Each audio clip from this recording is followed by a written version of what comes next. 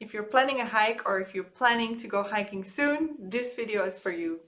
In this video, I will explain to you a few things that will make your hike more comfortable, but definitely also keep you safer. So what I'm about to talk to you about is something that you sometimes don't think about when you set off on a hike, and it can definitely push you into a situation that you don't want to be in. So if you're thinking about starting a hike and you're ready to go, there's certain things that you probably should do before you set out, and these are very important.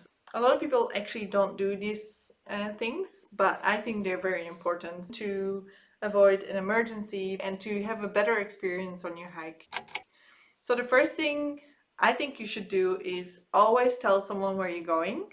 And this is especially true for solo hikers.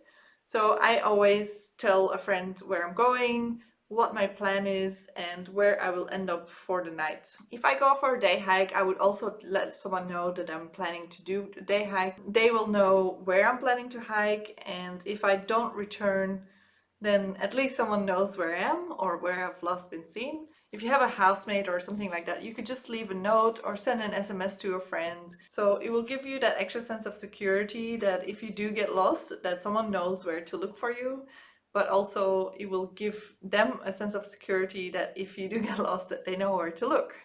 That brings us to the second thing, to research the conditions of your hike. I cannot stress this enough. You need to be prepared for the conditions on the trail. And this goes especially for long distance hikers or multi-day hikers. When you set off for a couple of days or more, you need to be prepared. So with the conditions, I mean the weather, the environment, and also the terrain.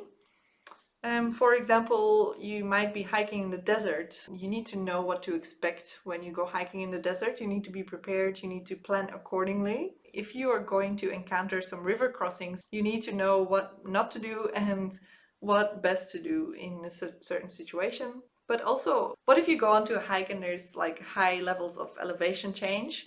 You need to know how to react when certain symptoms start to show.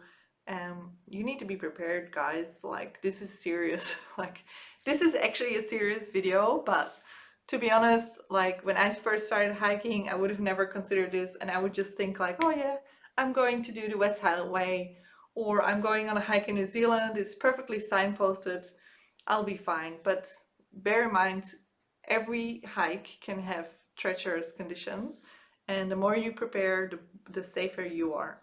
That brings us to the third part. In Australia, we have a lot of snakes. It's probably one of the countries where everything is just trying to kill you. We've got snakes, spiders, sharks, and a lot of other things as well that try to kill you. So we've got a lot of wildlife that we can encounter on our hikes, and I think personally you should be prepared to deal with anything. And when I first started hiking, I was petrified of snakes. I could not go into the bush by myself. Everything that was rattling, I was just petrified. So I taught myself how to deal with snakes, and now I'm still scared of snakes, especially tiger snakes, because they can attack you, whatever. But because I'm prepared, I'm a lot more confident to go into the wild and go on a hike. This doesn't go for snakes alone. This can go for anything, like any wildlife. If you're going into the US, you know how to deal with a rattlesnake, how to deal with an encounter with a bear. What if you encounter a mountain lion? All these things. You need to know the wildlife of the area you're going to, what you can encounter, and how to deal with it. And then the last thing I want to share, this is kind of a short video, but it's really important to know where you're going. And by that I mean you need a map, or you can also download the GPX file. So a GPX file is basically a data file that shows you all the GPS coordinates of your route. You can then use that on the GPS programs on your phone.